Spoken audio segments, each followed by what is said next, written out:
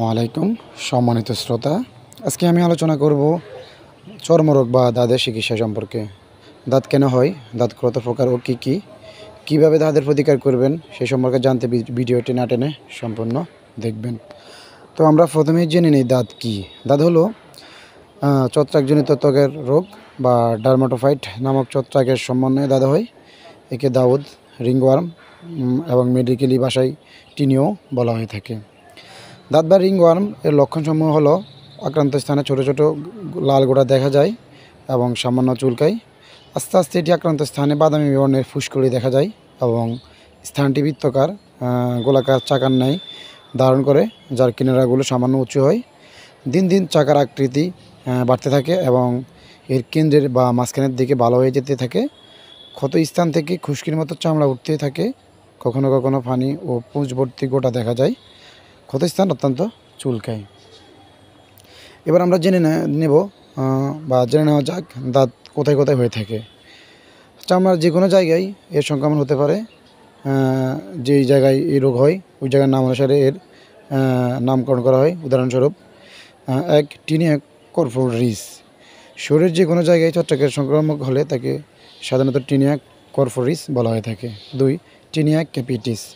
মাথার তালুতে ছত্রাকের সমন্বয়ে যে দাঁত হয় তাকে টিনিয়া ক্যাপিটিস বলা হয়। 3. Tinea cruris. কুস্কিতে ছত্রাকের সংক্রামক হলে যেই দাঁত সৃষ্টি হয় তাকে টিনিয়া ক্রুরিস বলা হয়। 4. টিনিয়া অ্যাঙ্গুইয়াম। নখের ছত্রাক সম্পর্কিত দাঁতকে টিনিয়া অ্যাঙ্গুইয়াম বলা হয়।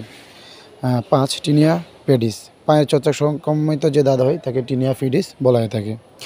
এখন আমরা জেনে নিই দাঁত বা রিংওয়ার্ম কেন হয়ে থাকে। সাধারণত ভেজা, স্যাঁতসেঁতে ও আর্দ্র জায়গা ও আবহাওয়াতে যেখানে পর্যাপ্ত আলো বাতাস পৌঁছায় না, এই ধরনের জায়গায় ছত্রাকের জন্ম নেয়। একই কাপড় দীর্ঘদিন ধুয়ে বা অপরিষ্কার অবস্থায় পরলে বা নোংরা অপরিষ্কার কাপড় চোপড় পরিধান করলে এই দাঁত বা রিংওয়ার্ম হয়ে থাকে। এছাড়াও আক্রান্ত রোগীর গামছা, কাপড়, তোয়ালে, চূর্ণ ইত্যাদি ব্যবহার করলেও দাঁত হয়ে থাকে। আটছাট কাপড় চোপড়, আটছাট অন্তঃবাস ব্যবহার করলেও এই ধরনের রোগ হয়ে থাকে। এছাড়াও পায়ের পুরনো মোজা দ্বারা এই দাঁত বা টিনিয়ার সংক্রামক হতে পারে।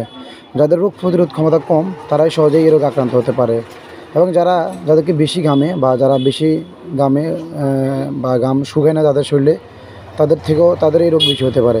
এবার আমরা জেনে নেব কী ওষুধ সেবন করে আপনি এই দাঁত সমস্যা থেকে মুক্তি পেতে পারেন। প্রথমে আপনাকে আক্রান্ত স্থানে তেল, ক্রিম, লোশন, কসমেটিক, সাবান ইত্যাদি ব্যবহার করা পরিহার করতে হবে। তারপর অ্যান্টিফাঙ্গাল ওষুধ হিসাবে আপনি বরিফাস 200 mg খেতে হবে।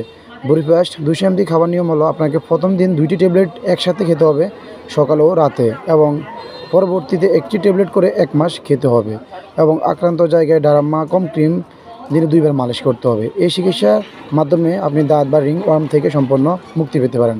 এই ট্যাবলেটগুলো আপনাকে, যদি এটা আপনার 10 বছর বা 15 বছর পুরনো দাঁতও হয়, আপনি এই দাঁত থেকে মুক্তি পাবেন এবং পরবর্তীতে যাতে আপনার এই ধরনের দাঁত বা রিংওয়ার্ম সমস্যা না হয় সেজন্য আপনাকে পরিষ্কার পরিচ্ছন্ন থাকতে হবে, স্যাঁতসেঁতে অবস্থা পরিহার করতে হবে এবং আপনাকে পুকুরের পানি, ময়লা আবর্জনাযুক্ত বাসস্থান পরিবেশ পরিহার করতে হবে। যদি ভিডিওটি আপনার ভালো লাগে বা আপনার উপকার আসে তাহলে অবশ্যই আমার চ্যানেলটি সাবস্ক্রাইব করবেন এবং অবশ্যই লাইক করে সাথে থাকবেন। ধন্যবাদ সবাইকে। আসসালামু